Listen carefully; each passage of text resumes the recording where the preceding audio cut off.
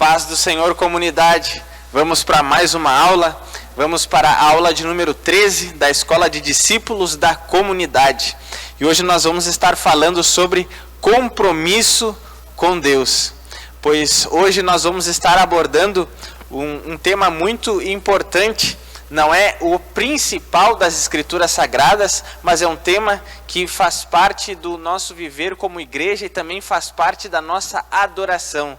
Porque hoje, falando sobre compromisso com Deus, nós vamos estar falando sobre dízimos e ofertas, pela palavra de Deus. Nós vamos ver, tanto no Antigo Testamento quanto no Novo Testamento, como esse ensinamento, como essa prática, como isso que faz parte da nossa adoração, como isso aparece nas Escrituras Sagradas. Ok? Então, o primeiro tópico da nossa aula de hoje é origem. Nós vamos ver sobre a origem dos dízimos e ofertas. Então, em Gênesis capítulo 4, versículo 4 diz: E Abel também trouxe dos primogênitos das suas ovelhas e da sua gordura, e atentou o Senhor para Abel e para a sua oferta. Então, nós vemos na palavra de Deus que a primeira vez que aparece oferta nas Escrituras Sagradas é em Gênesis, no capítulo 4, falando sobre a oferta tanto de Abel quanto a oferta de Caim. E os irmãos conhecem bem essa passagem e sabem que Deus recebeu Abel e a sua oferta, mas Deus rejeitou Caim e a sua oferta. Então nós vemos que o ato de ofertar nasce e brota no coração do homem. A gente não vê no texto bíblico Deus requerendo algo. Nós não vemos no texto bíblico Deus pedindo algo. Mas nós vemos o coração do homem se voltando para Deus, oferecendo algo a Ele, como um sinal de adoração. E rapidamente aqui fazendo uma comparação entre a oferta de Abel e a oferta de Caim, eu não quero me deter naquilo que estava sendo ofertado. Embora a gente veja que Abel estava ofertando ali um filhote de ovelha, e a gente vê que Caim estava ofertando do fruto da terra. E alguns podem pensar, Deus aceitou a oferta de Abel, porque a oferta de Abel era mais cara, era mais valiosa, e a oferta de Caim não tinha tanto valor assim, não era tão cara. Mas não era por isso, porque quando a gente olha mais para frente na lei de Deus, a gente vê que Deus aceitava até mesmo farinha como oferta. Então a gente vê, Deus aceitava hortelã, endro, cominho. Então a gente vê que não se tratava do que estava sendo ofertado, mas se tratava de quem estava ofertando. É por isso que o texto bíblico diz que Deus atentou para Abel e a sua oferta, mas Deus rejeitou Caim e a sua oferta, porque Deus não aceita nada de alguém sem ele primeiro aceitar a própria pessoa. Deus não aceita a oferta se Deus não aceita o ofertante. Então, Deus não aceitou a oferta de Caim, porque depois que acabou o culto, vamos dizer assim, a gente vê que Caim matou o seu irmão. Então, Deus sabia que Caim tinha um coração assim e faria isso. Na nossa mente, nem faz sentido, nem combina uma pessoa sair do culto e matar o seu irmão que estava adorando junto com ele dentro da igreja. Isso não combina. Então a gente vê que Caim não tinha um coração adorador. Caim, embora estivesse dando uma oferta, Caim não era um adorador. Caim não ofertava a sua vida como um todo. E é por isso que Deus não aceitou a sua oferta. Porque Caim deu a oferta, mas Caim não dava a sua vida integral, inteira para Deus. Mas agora, falando de Abel, Abel deu uma oferta física, mas Abel também dava a sua vida por completo. É por isso que lá em Hebreus 11, a Bíblia vai dizer, pela fé, Abel.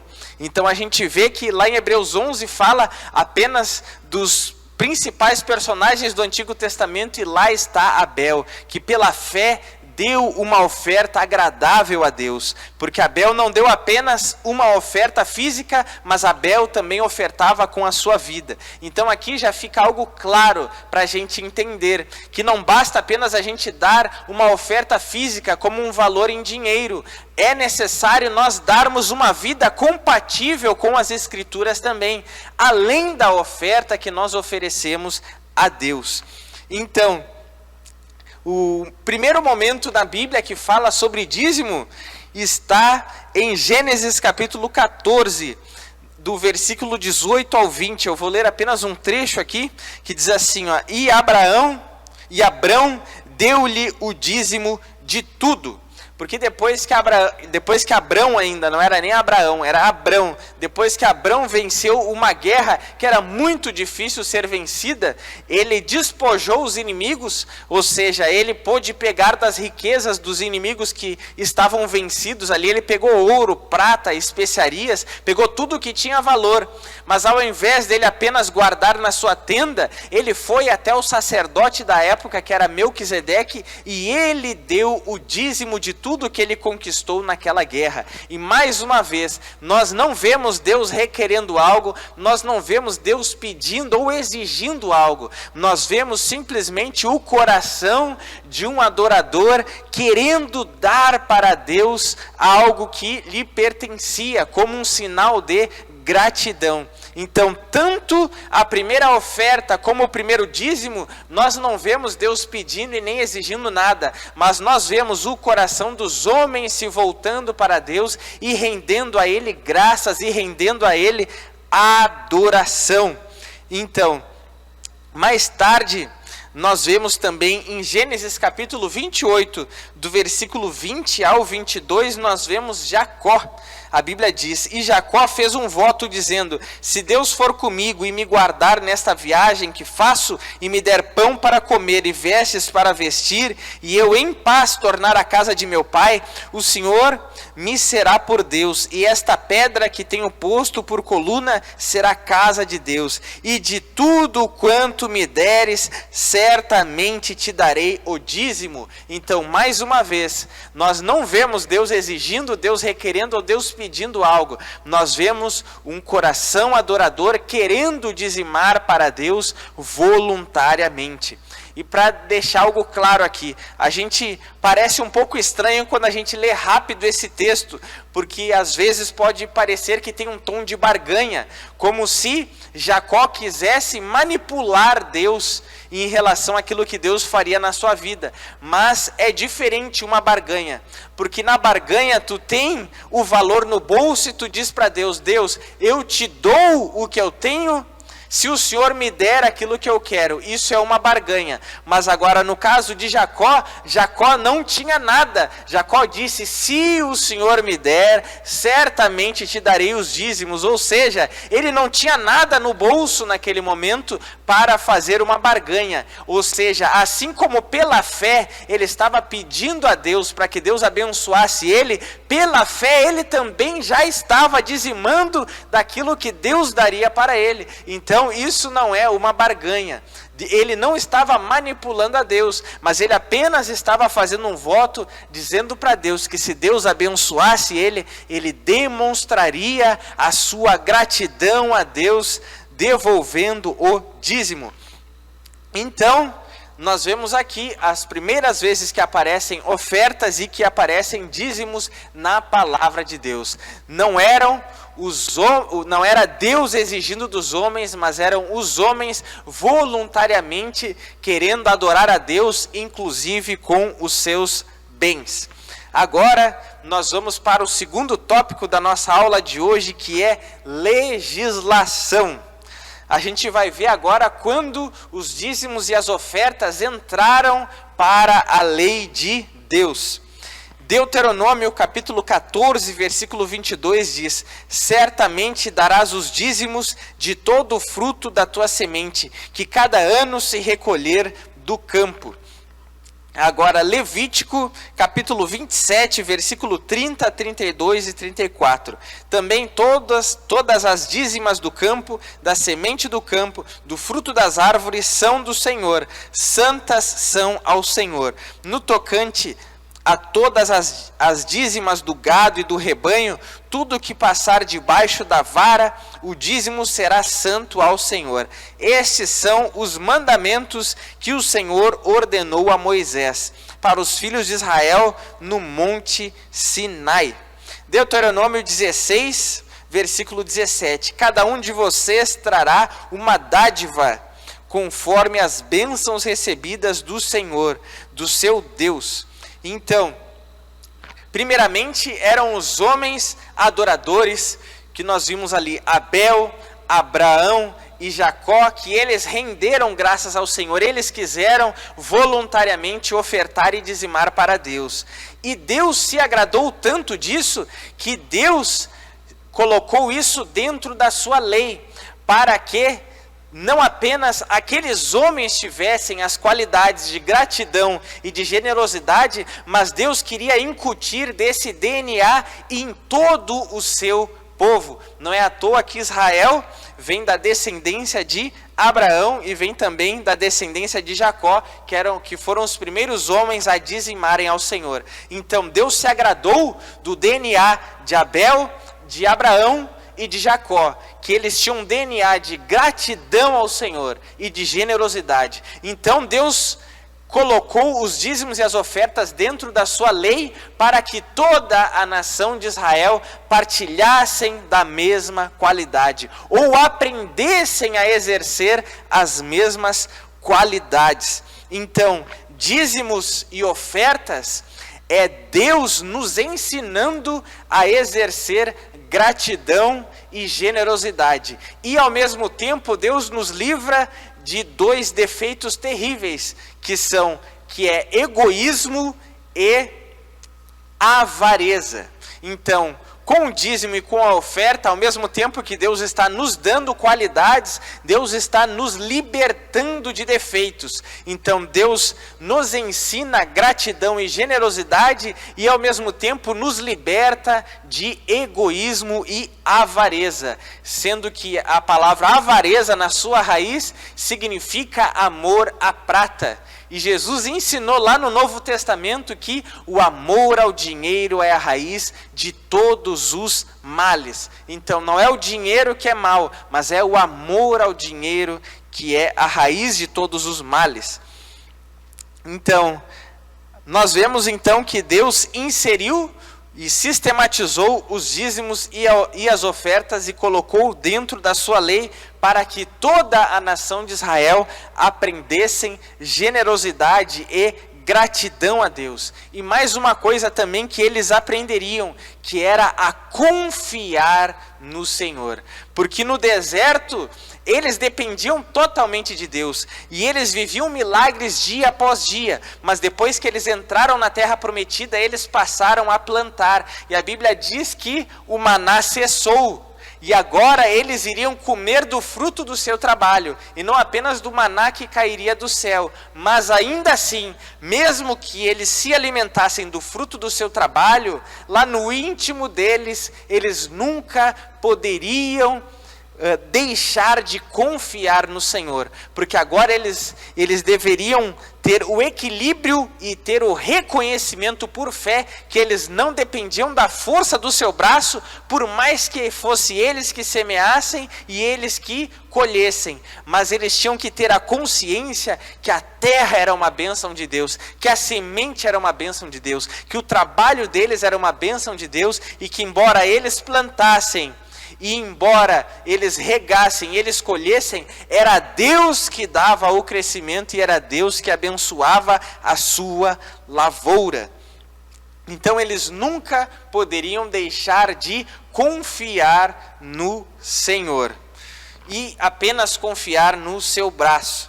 Então, nós vimos a origem dos dízimos e das ofertas, que partiu do coração dos homens adoradores de ofertar voluntariamente a Deus, e nós vimos também a legislação, que foi quando Deus inseriu dízimos e ofertas dentro da sua lei. Agora, no terceiro tópico da nossa aula de hoje, nós vamos ver a finalidade.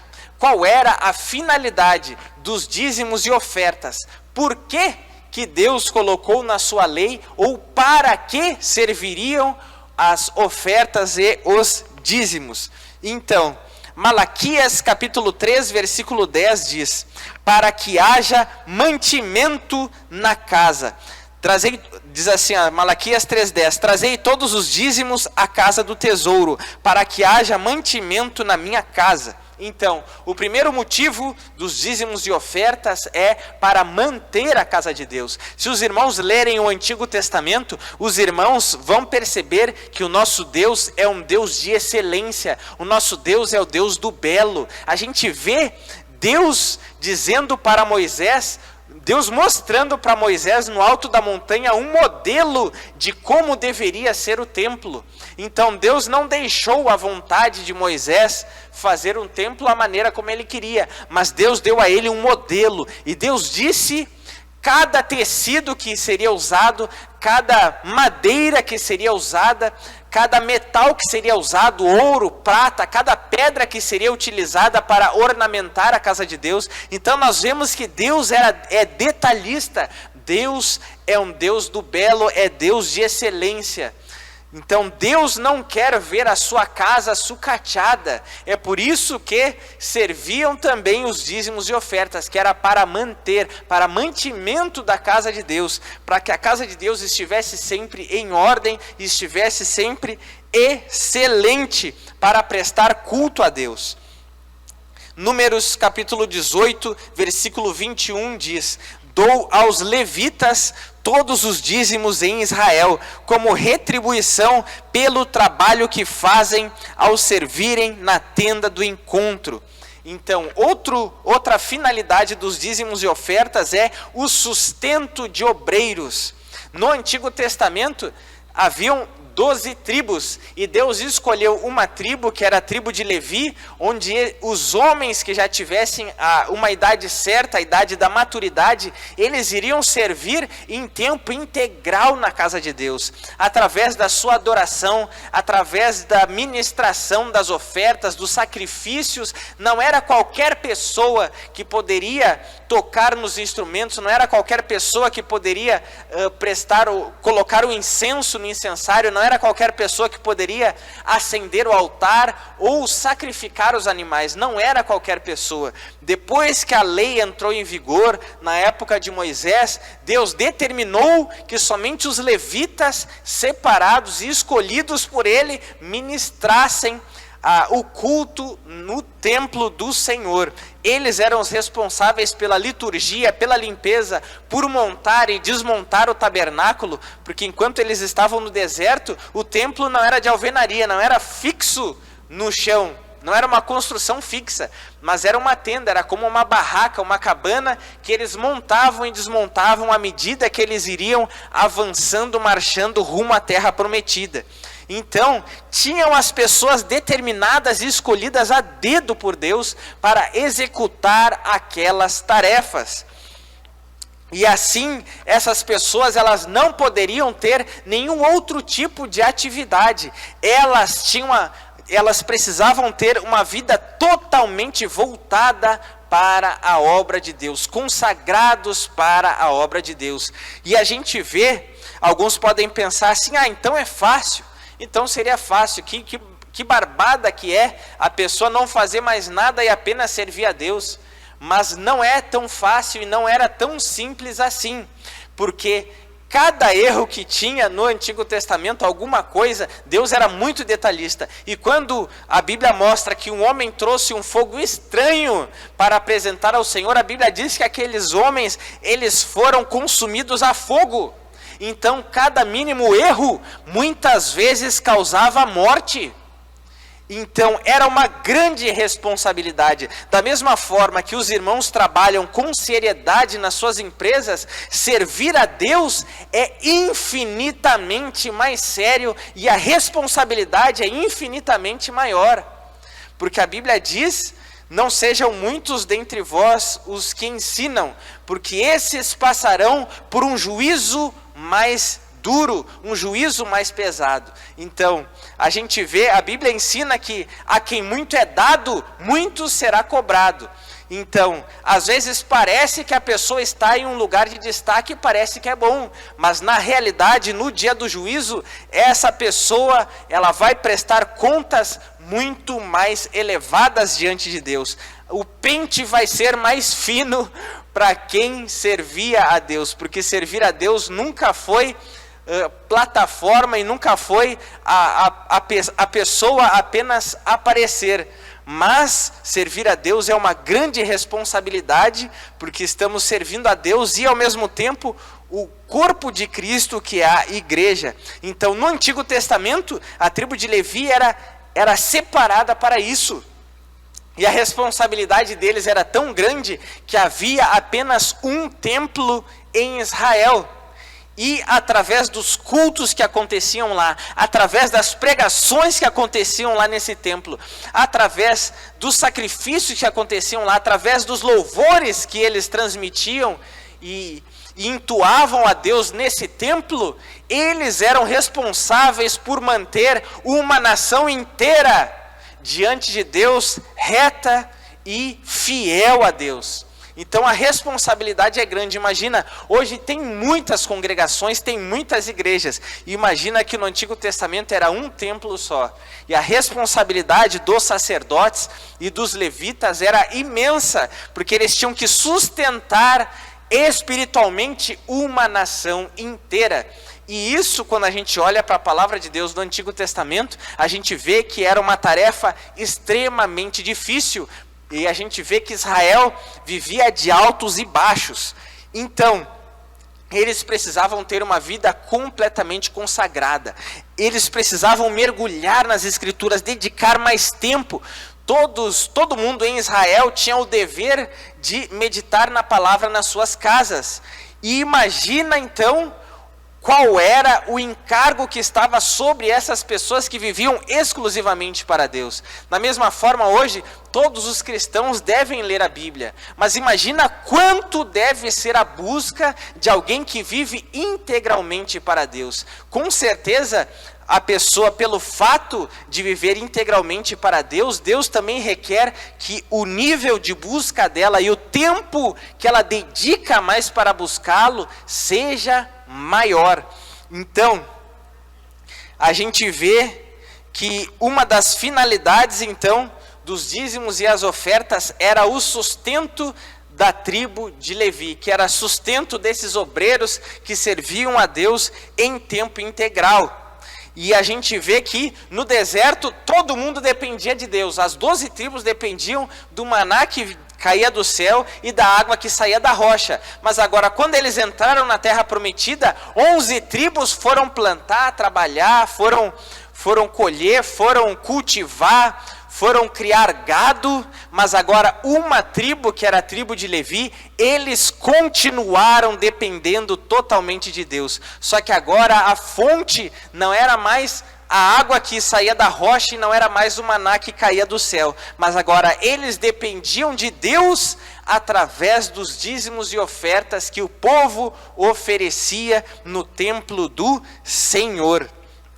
E a gente vê no Antigo Testamento que muitas vezes o povo endurecia o seu coração, ainda como hoje. E a gente vê que a tribo de Levi muitas vezes padecia necessidades. Nem casa e nem terreno muitas vezes eles tinham. Quando teve a divisão da terra prometida, a tribo de Levi não teve uma parte da herança. Deus duplicou a tribo de José e a tribo de Levi iria depender apenas das ofertas. Então, quando o povo era fiel, eles tinham o suficiente. Mas agora, quando o povo era infiel a Deus e endurecia o seu coração, eles sofriam necessidades. Então, não era barbada. Então, primeira finalidade era mantimento da casa de Deus, porque nunca podia estar sucateada. Segunda finalidade era sustento dos obreiros que serviam integralmente na casa de Deus. E o terceiro motivo, E inclusive no Novo Testamento fala, aquele que prega o Evangelho, que viva do Evangelho. A Bíblia diz que aquele que serve no altar, ele deve se alimentar do altar. Então, é um ensinamento tanto do Antigo quanto do Novo Testamento, esse sustento de obreiros que dedicam integralmente suas vidas a Deus. E aí o terceiro motivo, a terceira finalidade de dízimos e ofertas é assistência aos pobres. Deuteronômio capítulo 14, versículo 28 e 29 diz: ao final de cada 3 anos, tragam todos os dízimos da colheita do terceiro ano e armazene-os em sua própria cidade, para que os levitas que não possuem propriedade nem herança, e os estrangeiros, os órfãos e as viúvas que vivem na sua cidade venham comer e saciar-se. E para que o Senhor, o seu Deus, o abençoe em todo o trabalho das suas mãos. Então, a gente vê aqui que junto de órfãos, viúvas e estrangeiros que muitas vezes passavam necessidades, inclusive estavam os levitas, porque como disse, nem sempre o povo era totalmente fiel nessa parte de dízimos e ofertas, e quando isso acontecia, então o povo de Deus muitas vezes sofria. Deuteronômio 26, 12, mais uma vez, fala sobre isso. Quando tiverem separado o dízimo de tudo quanto produziram no terceiro ano, o ano do dízimo, entreguem-no ao levita, ao estrangeiro, ao órfão e à viúva, para que possam comer até saciar-se nas cidades de vocês. Então, agora nós vamos ver uma outra finalidade dos dízimos e ofertas no Antigo Testamento, que era para tratar os enfermos. Levítico capítulo 13, versículo 5 diz: no 7º dia o sacerdote o examinará, e se verificar que a parte afetada não se alterou, nem se espalhou pela pele, o manterá em isolamento por mais 7 dias. Então, quando uma pessoa... Muito obrigado. Não vai perder o teu galardão.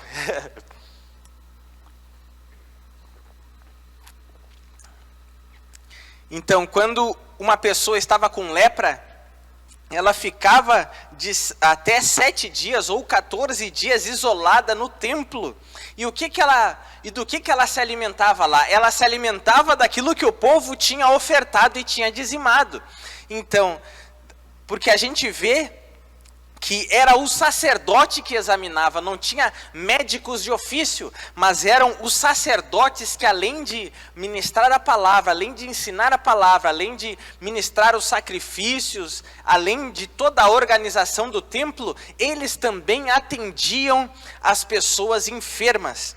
Então, os dízimos e ofertas também eram utilizados para tratar os enfermos. Então, quais foram as finalidades que nós vimos? Nós vimos que era para mantimento da casa de Deus, nós vimos que era para sustento dos obreiros que eram integrados à obra, nós vimos que era para assistência dos pobres, e nós vimos que também era para tratar os enfermos. Isso tudo no Antigo Testamento ainda. E agora nós vamos para o 4º tópico da nossa aula, que é: não era só comida. Porque isso é algo que a gente ouve, e se os irmãos pesquisarem, vão ver direto na internet as pessoas dizendo: dízimo e oferta era comida. Dízimo e oferta no Antigo Testamento era comida. Por que a gente tem que levar dinheiro hoje se dízimo e oferta era comida? E em parte até era comida, porque as pessoas, elas plantavam e elas levavam do fruto do seu trabalho, porque logo no começo não tinha moeda, não tinha dinheiro. Então o que as pessoas faziam era trocar milho por trigo, era trocar trigo por hortelã, era trocar uma certa quantidade de trigo e hortelã por animais. Então as pessoas trocavam, não tinha uma moeda que circulava logo no começo do Antigo Testamento, então as pessoas trocavam. Então logo os dízimos e ofertas eram do fruto do trabalho das pessoas, que era aquilo que o campo produzia ou os animais que a pessoa criava. Mas a gente vê que nem sempre era só comida. A gente vai ver alguns momentos aqui que as pessoas precisavam levar ouro, prata e inclusive pedras preciosas, principalmente na construção dos templos. Vamos ver a construção do primeiro templo, que era o tabernáculo. Êxodo capítulo 25, do versículo 1 até o 8. Eu não vou ler tudo, eu vou ler apenas um trecho, mas os irmãos podem ler a referência completa em casa. E esta é a oferta alçada que recebereis deles: ouro e prata e cobre, pedras de ônix e pedras de engaste, para o éfode e para o peitoral, e me farão um santuário, e habitarei no meio deles. Então, olha o que a gente vê aqui, ó, o que estaria na oferta: ouro, prata e cobre. Logo a gente vê aqui que eram coisas de valor, já não era apenas comida. Agora a gente vai ver no segundo templo, 1 Crônicas capítulo 29, do versículo 1 até o 9. Não vou ler tudo, vou ler apenas alguns trechos. Olha o que diz: eu, pois, com todas as minhas forças, já tenho preparado para a casa de meu Deus ouro para as obras de ouro, e prata para as de prata, e cobre para as de cobre, ferro para as de ferro, e madeira para as de madeira, pedras de ônix e as de engaste, e pedras ornamentais, e pedras de diversas cores, e toda a sorte de pedras preciosas, e pedras de mármore em abundância. E ainda porque tenho afeto à casa de meu Deus, o ouro e prata particular que tenho, eu dou para a casa do meu Deus, afora tudo quanto tenho preparado para a casa do santuário: 3.000 talentos de ouro de Ofir, e 7.000 talentos de prata purificada, para cobrir as paredes das casas, ouro para os objetos de ouro, e prata para os de prata, e para toda a obra de mão dos artífices. Quem, pois, está disposto a encher a sua mão para oferecer hoje voluntariamente ao Senhor? E deram para o serviço da casa de Deus 5.000 talentos de ouro, e 10.000 dracmas, e 10.000 talentos de prata, e 18.000 talentos de cobre, e 100.000 talentos de ferro. E os que possuíam pedras preciosas deram-nas para o tesouro da casa do Senhor. Então a gente vê mais uma vez que muitas coisas preciosas, ouro, prata, cobre, e até algumas moedas já entram aqui. Então a gente vê que não era só comida, dízimos e ofertas. Outra prova disso é na construção do terceiro templo também. Ageu capítulo 1, do versículo 2 até o 11. Não lerei tudo, apenas um trecho. Assim diz o Senhor dos Exércitos: considerai os vossos caminhos, subi ao monte e trazei madeira, e edificai a casa, e dela me agradarei, e serei glorificado, diz o Senhor. Enfim, e aqui segue a leitura. Então a gente vê, mais uma vez, biblicamente, no Antigo Testamento, que dízimo e oferta não era só comida, nem no Antigo Testamento. Agora vamos para o quinto tópico da nossa aula de hoje, que é: Deus é dono de tudo. Esse entendimento, ele é libertador. Isso nos ajuda a dizimar e ofertar ou contribuir na casa de Deus com mais facilidade, quando nós temos o entendimento que todo o bem que nós possuímos vem de Deus, é tudo de Deus. Nós apenas somos mordomos, nós apenas somos gerenciadores, administradores daquilo que a Deus pertence.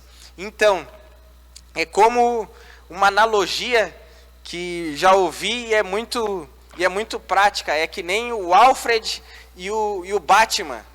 Que o Batman é o herói, né, que é milionário, que é muito rico, mas o seu mordomo, ele utiliza dos bens, ele utiliza da riqueza, ele até mora na mansão, mas na realidade nada é dele, é tudo do Batman. E assim é no nosso caso, a gente apenas administra, nós somos mordomos, porque tudo pertence a Deus. O Salmo de número 24, verso 1 diz o seguinte: ao Senhor pertence a terra e tudo o que nelas que contém, o mundo e os que nele habitam. Ou seja, tudo é de Deus. Salmo de número 119, verso 91 diz: conforme os teus juízos, assim tudo se mantém até hoje, porque ao teu dispor estão todas as coisas. Ou seja, tudo que existe na criação está à disposição de Deus. Por quê? Porque tudo é dele, tudo pertence a ele. Ageu capítulo 2, versículos 7 e 8 diz: farei abalar todas as nações, e as coisas preciosas de todas as nações virão, e encherei de glória esta casa, diz o Senhor dos exércitos. Minha é a prata, meu é o ouro, diz o Senhor dos exércitos. Ou seja, tudo pertence a Deus. Davi, em um determinado momento, quando ele e toda a nação ofertam a Deus, ele chega a dizer assim, ó: quem sou eu e quem é o meu povo para te dar algo? Porque aquilo que nós recebemos da tua mão, é isso que nós estamos te devolvendo. É como se ele tivesse recebido da mão esquerda de Deus e estivesse colocando de volta na mão direita de Deus, porque tudo que ele tinha, ele sabia que vinha de Deus. E isso nós precisamos ter a plena consciência, que todo o bem que nós possuímos vem de Deus. Inclusive o fruto do nosso trabalho. Tudo isso é bênção de Deus e pertence a Deus, mas Ele nos proporciona para que a gente possa administrar e também desfrutar da bênção dEle.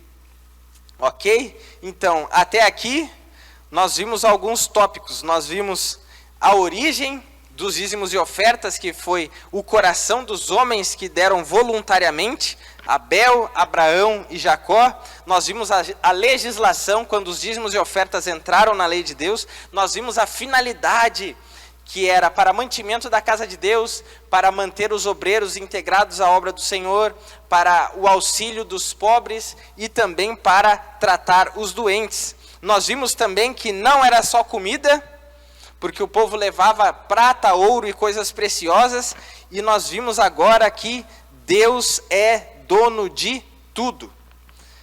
Então, aqui nós vimos dízimos e ofertas no Antigo Testamento. Agora nós vamos para o Novo Testamento. Nós vamos ver o próximo tópico, que é Jesus e as contribuições. Nós vamos ver como é que Jesus trabalhou, como é que ele ensinou, como é que ele tratou as contribuições. Em Marcos capítulo 12, do versículo 41 ao 44, nós vemos a oferta da viúva pobre. E nós vemos que ela deu 2 moedas. E o texto deixa claro que outras pessoas colocavam grande quantidade de dinheiro no gasofilácio, ou na caixa das ofertas. Então a gente vê aqui que no Novo Testamento, dízimos e ofertas já era dinheiro. Então a conversa de que dízimo e oferta era comida já não cabe. Já não cabia no Antigo Testamento e muito menos no Novo Testamento, porque nós vemos que as pessoas levavam sim somas de dinheiro para a casa de Deus. E tem a célebre frase de Jesus que os irmãos conhecem, que é aquela assim, ó: dai, pois, a César o que é de César e a Deus o que é de Deus. E o que era de César? De César era o tributo. E o que era de Deus que Jesus estava falando? Certamente eram os dízimos e ofertas. E a gente vai além, Jesus perguntou: de quem é essa imagem que estava na moeda? E eles disseram que aquela imagem era de César. E aí Jesus falou: dai a César o que é de César e a Deus o que é de Deus. Então o tributo era dado a César, e a Deus são os dízimos e ofertas. Mas naquele detalhe ali que Jesus falou, perguntou: de quem é essa imagem? E ele disse que era para dar para César aquela moeda. Então fica um outro ensinamento também, que nós devemos devolver a Deus não apenas dízimos e ofertas, mas nós, que somos imagem e semelhança de Deus, precisamos também dar a nossa vida inteira a Deus. Para César podia ser dada somente aquela moeda, que tinha a imagem de César, mas agora nós carregamos a imagem e semelhança de Deus. E precisamos dar a Deus não apenas dízimos e ofertas, mas a nossa vida por inteiro. Como a Bíblia diz que devemos oferecer a Deus o nosso corpo, os nossos membros, como sacrifício vivo diante de Deus. Ou seja, não apenas oferta em dinheiro, precisamos dar uma vida inteira de adoração e obediência a Deus. Vamos além. Uma fala de Jesus, outra fala de Jesus acerca de dízimos e ofertas. Mateus capítulo 23, versículo 23, Jesus diz assim, ó: ai de vós, escribas e fariseus hipócritas, porque dais o dízimo da hortelã, do endro e do cominho, e tendes negligenciado os preceitos mais importantes da lei, a justiça, a misericórdia e a fé. Devíeis, porém, fazer estas coisas sem omitir aquelas. Que estas coisas que eles deveriam praticar era a justiça, a misericórdia e a fé. E quais eram aquelas coisas que eles não deveriam omitir? Era o dízimo da hortelã, do endro e do cominho. Ou seja, eles deviam continuar dizimando, mas eles também precisavam praticar justiça, misericórdia e fé. Ou seja, não basta apenas dar dízimo e oferta como uma moeda de troca para uma vida de infidelidade a Deus. Nós precisamos ofertar, dizimar, mas também dar uma vida inteira que honre a Deus. É isso que Jesus estava falando para eles. Então Jesus aprovou o dízimo dos escribas e fariseus, mas condenou foi o caráter hipócrita deles. E aí depois Jesus ensinou para os apóstolos. Mateus 5:20, Jesus diz assim, ó: porque vos digo que se a vossa justiça não exceder em muito a dos escribas e fariseus, jamais entrareis no reino dos céus. O que Jesus está dizendo aqui? Jesus está dizendo que a conduta do discípulo de Cristo deve ser mais excelente que a dos discípulos de Moisés. Se os escribas e fariseus, baseados na lei de Moisés, na antiga aliança, dizimavam e ofertavam, os discípulos de Jesus Cristo hoje precisam ir além disso, porque a justiça dos discípulos de Cristo precisa ser maior. Então, não pode eles, que eram escribas e fariseus, darem para Moisés mais do que nós damos para Cristo hoje. Então, na prática, o dízimo na vida do cristão maduro deveria ser apenas uma referência de mínimo na sua contribuição. Ou seja, a pessoa dizima e ainda voluntariamente, conforme ela sente no coração, ela oferta a Deus. Porque Jesus ensinou, Atos 20:35 diz: recordar as palavras do Senhor Jesus que disse: mais bem-aventurada coisa é dar do que receber. Bem-aventurado é mais do que feliz.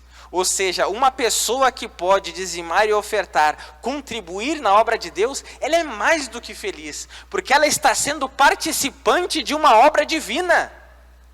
A Bíblia diz que a igreja é corpo de Cristo, ou seja, quando nós dizimamos e ofertamos, nós estamos sendo o corpo de Cristo que se move em missões, que se move na evangelização, que se move no amor ao necessitado. Então é através de nós, através da igreja, que Cristo faz a sua obra hoje. Ok? Agora nós vamos para outro tópico da nossa aula, que é a igreja primitiva. Porque alguns podem pensar assim, ó, no Antigo Testamento era mais fácil dizimar e ofertar porque era comida. Então tá. No Antigo Testamento, eles dizimavam e ofertavam animais inteiros. A gente vê que eles levavam um boi e levavam ovelha inteira para ofertar ou para dizimar. Olha o preço que está a carne hoje. Aí eu te pergunto, imagina quanto é que iria custar a gente dar um boi inteiro mês a mês? Iria quase todo o nosso salário, ou todo o salário, e até faltaria. Se um pedaço de carne já está caro hoje, imagina um boi inteiro. Então, com certeza, é mais difícil a gente fazer como era no Antigo Testamento do que fazer como a gente faz hoje. Aí alguém pode pensar assim, não, então tá, eu não quero fazer como era no Antigo Testamento, mas o que eu quero fazer é praticar o que a primeira igreja fazia, a igreja primitiva fazia. E a minha resposta para ti é a seguinte: eu duvido que tu esteja disposto a fazer o que a igreja primitiva fazia. A gente vai ler o que eles faziam em relação a dízimos e ofertas.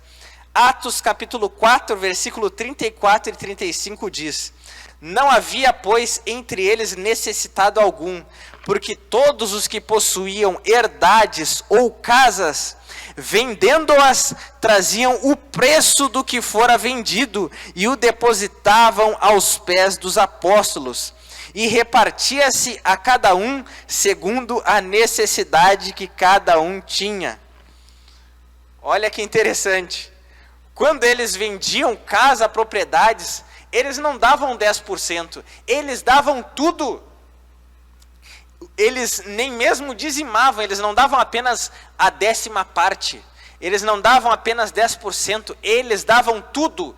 Eles depositavam tudo aos pés dos apóstolos e eles deixavam que os apóstolos repartissem para todos em porções iguais. Eu duvido que alguém hoje tenha a ousadia, ou que uma igreja inteira tenha a ousadia de trabalhar o mês inteiro e depositar o seu salário inteiro no gasofilácio, ou na caixa das ofertas, ou na salva, ou fazer o pix de tudo, de todo o teu salário. Eu duvido que alguém faça isso hoje e confie que a pessoa responsável pela congregação vai repartir em partes iguais para todos. Se para alguns que estão recebendo esse ensinamento, para alguns já é difícil dar 10%, imagina tudo. E eles davam tudo. Então, outra prova disso, a gente vai ver em Atos, capítulo 2, versículos 44 e 45. E todos os que criam estavam juntos e tinham tudo em comum, e vendiam suas propriedades e bens, e repartiam com todos, segundo cada um havia de mister, ou de necessidade. Mais uma vez a gente vê outros versículos que comprovam que eles davam tudo.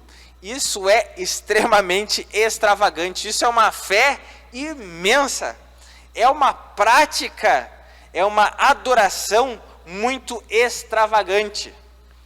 Ou seja, eles davam tudo. A igreja primitiva, eles entregavam tudo e deixavam que os apóstolos repartissem de acordo com a necessidade de cada um. E eles repartiam em partes iguais. E a Bíblia diz que não havia necessitados. E isso tudo era voluntário. Os apóstolos nunca levantaram a voz dizendo: vocês têm que dar tudo. Eles nunca disseram isso. As pessoas voluntariamente faziam isso. Não era nem combinado. As pessoas faziam isso voluntariamente. Por quê? Porque elas tinham um senso escatológico imediato. Eles pensavam que Jesus já voltaria na geração deles. Então eles adoravam de uma forma extravagante para que as missões avançassem cada vez mais. Então eles não poupavam, eles não mediam esforço, não poupavam seus bens e não mediam esforços para as missões. Então fica como um desafio. Eu duvido que alguém queira fazer isso hoje. Então a gente vê que é muito mais fácil a gente fazer como se faz hoje, que é dizimar, ou seja, dar 10% daquilo que tu recebe como fruto do teu trabalho, e depois também tu dar ofertas voluntárias segundo tu sentir no teu coração. O último tópico da nossa aula, para finalizar esse tema, é: a igreja é missionária.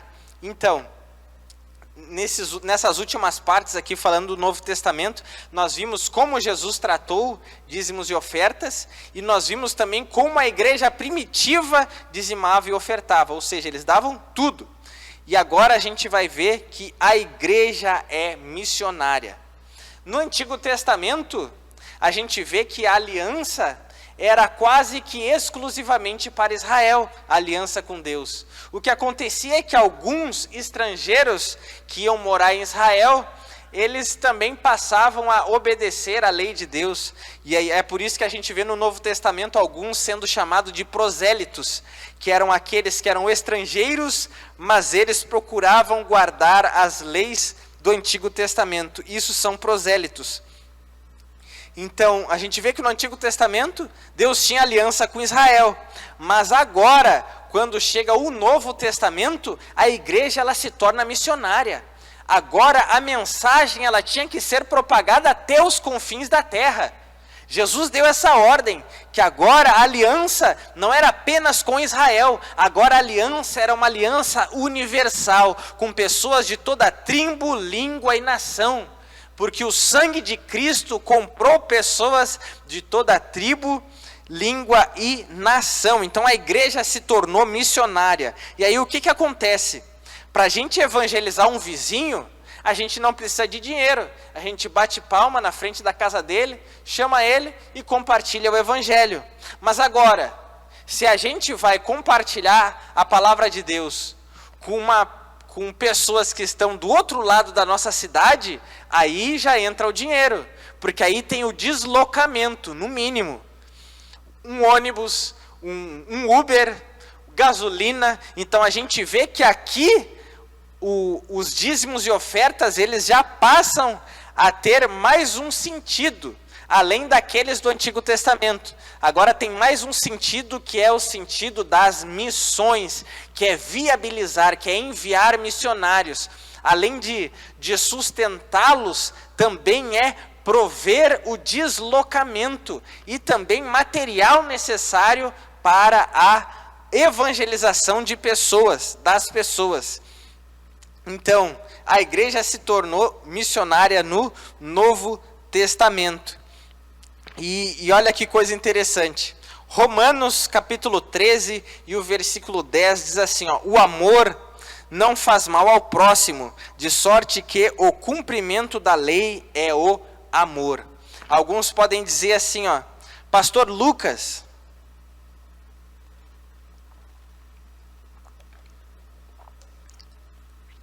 dízimo e oferta era obrigatório somente no Antigo Testamento. E, de fato, a obrigatoriedade, ela está no Antigo Testamento. Em se tratando que eles eram obrigados a cumprir exatamente o que estava escrito em relação àqueles dízimos e ofertas determinados por Deus. Mas agora, no Novo Testamento, nós temos um novo mandamento, que é o amor. Amar a Deus acima de todas as coisas e o próximo como a nós mesmos. E quando a gente ama, a gente dizima e oferta. Porque se eu amo a Deus, eu vou adorar a Deus com os meus bens. E se eu amo o próximo, eu vou dizimar e ofertar para que a igreja tenha condições de alcançar os próximos. Ou seja, o princípio continua. Agora, eu não sou obrigatório a dizimar e ofertar, no sentido de ser obrigado a obedecer uma lei específica. Mas agora, a lei do amor abraça também o dízimo e oferta. E a gente vai ver isso no Novo Testamento. Então, o que mudou foi o porquê. O porquê. Antes, era obrigatório obedecer a lei específica. Agora, mudou o porquê, porque agora é por amor, é pela lei do amor e para o alcance dos perdidos. Olha que interessante. A gente vê que Paulo, ele fala nas suas cartas sobre isso. E eu vou abrir alguns versículos que mostram como Paulo ensinava as igrejas sobre o ato da contribuição, que era muito importante. a gente vai ver aqui. Eu recomendo que os irmãos em casa leiam 2 capítulos inteiros, que é 2 Coríntios, o capítulo 8 e o capítulo 9. Leiam esses capítulos inteiros, que Paulo fala especificamente das contribuições. Capítulo 8 e 9 da 2ª carta aos Coríntios. Eu vou ler alguns trechos aqui, porque são alguns princípios que Paulo deixou no caminho nesses capítulos aqui. E olha que coisa interessante, que em 2 Coríntios, no capítulo 8, versículo 1 ao 4, nós vamos ler, diz assim, ó: agora, irmãos, queremos que vocês tomem conhecimento da graça que Deus concedeu às igrejas da Macedônia. E uma das principais igrejas da Macedônia era a igreja de Filipos, da carta aos Filipenses. No meio da mais severa tribulação, a grande alegria e a extrema pobreza deles transbordaram em rica generosidade, pois dou testemunho de que eles deram tudo quanto podiam, e até além do que podiam, por iniciativa própria. Eles nos suplicaram insistentemente o privilégio de participar da assistência aos santos. Olha que igreja missionária é essa, igreja dos Filipenses. Mesmo os mais pobres, eles contribuíam na obra de Deus. Mesmo os mais pobres, eles faziam questão. A Bíblia diz aqui que eles suplicaram para Paulo o privilégio de poder contribuir na obra de Deus. Porque eles sabiam da causa.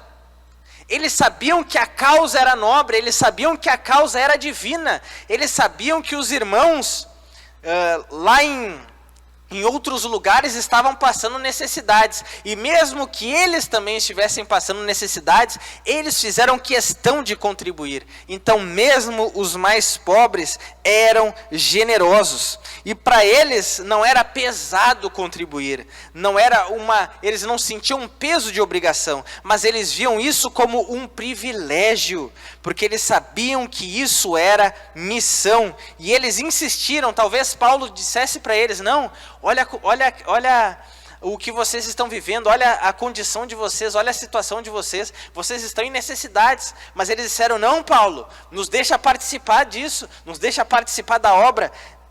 Paulo disse que eles insistentemente suplicaram a ele o privilégio de participar da assistência. Então, mesmo os mais pobres eram generosos. E outra coisa também, é que as ofertas, elas são uma forma de provar a sinceridade do nosso amor. Isso é muito forte. Os dízimos e ofertas são uma prova, é uma forma de provar a sinceridade do nosso amor. Isso está em 2 Coríntios capítulo 8, versículo 8. Olha o que diz: não lhes estou dando uma ordem, mas quero verificar a sinceridade do amor de vocês, comparando-o com a dedicação dos outros. E aqui Paulo está falando de contribuição, está falando de ofertas, de dízimos.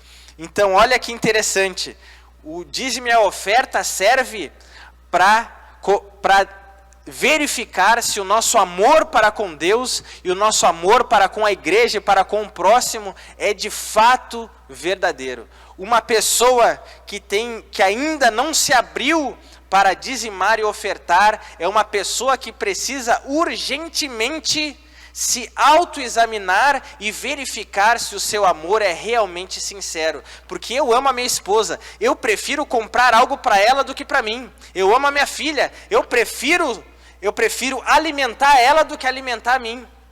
Quando a gente ama alguém, a gente paga as contas.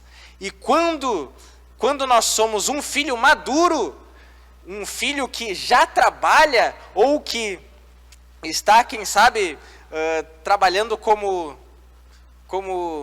me fugiu a expressão agora, como estagiário numa empresa, e ele recebe algo, ele já começa a ajudar nas contas de casa. O filho criança, ele apenas consome, ele só quer, ele só pede. Mas o filho maduro, ele já começa a ajudar a pagar as contas da casa. E esse é um lugar de filho, e que não seja apenas lugar de filhos crianças, mas lugar de filhos maduros, que fazem questão de participar da obra de Deus, e que têm o amor sincero para com Deus, e um amor no todo. Porque nós vimos, e eu já falei anteriormente, que a avareza, a raiz da palavra avareza é amor à prata. E Jesus ensinou que o amor ao dinheiro é a raiz de todos os males. Se nós temos muita dificuldade, nós ainda não nos abrimos para ofertar, contribuir na casa de Deus, é porque, quem sabe, a gente pode estar amando mais ao dinheiro do que o nosso próprio Deus. E a gente, às vezes, pode estar adorando Mamon na casa de Deus, por incrível que pareça. Então, Paulo deixa claro que as contribuições serviam também como uma forma de testar se o nosso amor é verdadeiro. E outra verdade que ele ensina é que as contribuições, elas são de acordo com as condições da pessoa.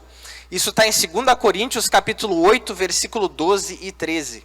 Porque se há prontidão à contribuição, é aceitável, de acordo com aquilo que alguém tem, e não de acordo com o que não tem. Nosso desejo não é que outros sejam aliviados enquanto vocês são sobrecarregados, mas que haja igualdade.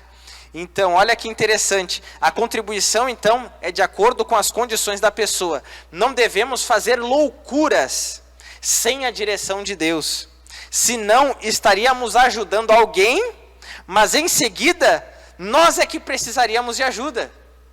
Então, é adoração, é expressão de adoração, mas é de acordo com as condições de cada pessoa.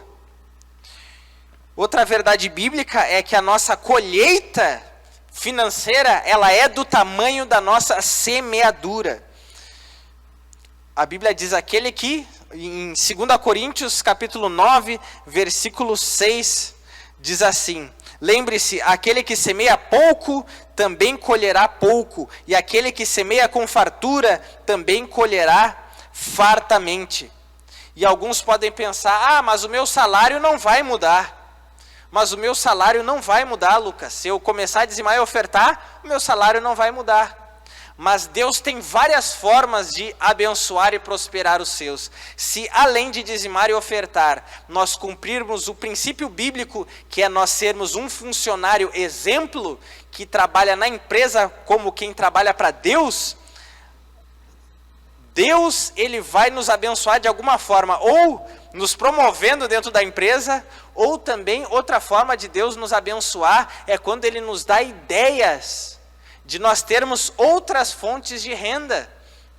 E outra forma de Deus nos abençoar também é fazer os nossos próprios bens renderem mais. A gente não tem gastos desnecessários. Então, Deus abençoa de alguma forma sim os seus. E aqueles que dizimam e ofertam, com certeza têm no mínimo um testemunho para contar de alguma provisão de Deus. Creio que os irmãos empreendedores têm uma história para contar no período de pandemia que foi terrível para muitos, mas creio que Deus abençoou os irmãos para que eles mantivessem o seu negócio aberto e eles puderam se reerguer depois que passou um período difícil no mundo inteiro. Então, quando nós contribuímos, nós temos a promessa de nosso trabalho ser abençoado por Deus, nossa produção será abundante e teremos um retorno satisfatório. 2 Coríntios, capítulo 9 e o versículo 8. E Deus é poderoso para fazer que lhe seja acrescentada toda a graça, para que em todas as coisas, em todo o tempo, tendo tudo o que é necessário, vocês transbordem em toda boa obra. Então, concluindo, para finalizar a aula, no dia do juízo, nós teremos surpresas, porque alguns receberão recompensa por terem feito coisas que nem sabiam que fizeram, pois contribuíram financeiramente para que fosse enviado um missionário. ou que alguém fosse assistido através das suas contribuições. Nós vemos que em Mateus capítulo 25, do versículo 31 ao 46, quando Jesus julga ali os bodes e as ovelhas, e ele diz assim, para as ovelhas, ele diz que vinde benditos de meu Pai, e eles ficariam do lado direito, e ele disse, vocês me alimentaram quando eu tive fome, vocês me visitaram quando eu estava preso, vocês me vestiram quando eu estava nu. E aí eles vão dizer assim, mas quando que tu esteve nu e nós te vestimos? Quando que tu estava com fome e nós te alimentamos? Quando que tu esteve preso e nós te visitamos? Aí Jesus diz assim, quando vocês fizeram para um desses pequeninos, vocês fizeram para mim. Ou seja, eles nem estavam conscientes da obra que eles estavam realizando. Parecia que era involuntário, parecia que era natural. Da mesma forma, aqueles que contribuem financeiramente na obra de Deus, no dia do juízo, serão galardoados por onde as suas contribuições passaram. Muitas pessoas estão sendo evangelizadas através das suas contribuições, através dos evangelismos da igreja, através das transmissões online, quando é pagada a conta da internet, conta de luz, compra de equipamentos, tudo isso é a tua contribuição que está sendo utilizada para missões. Então, quando nós dizimamos e ofertamos, nós somos participantes da obra da igreja local. Então, que Deus abençoe poderosamente a tua vida. Os irmãos já me viram pregar várias vezes e não tocava nesse assunto. Trouxe aqui um ensinamento completo sobre esse assunto para que os irmãos não tenham mais dúvidas. O meu conselho e o ensinamento bíblico é: contribua, faça parte da obra de Deus na terra. Que Deus abençoe poderosamente a vida dos irmãos. Espero que não tenham ficado com dúvidas. Procurei dar o ensinamento mais completo, desde o Antigo e até o Novo Testamento, e até como é hoje, para que os irmãos possam entender. Que Deus abençoe suas vidas. Um grande abraço. Até a próxima aula.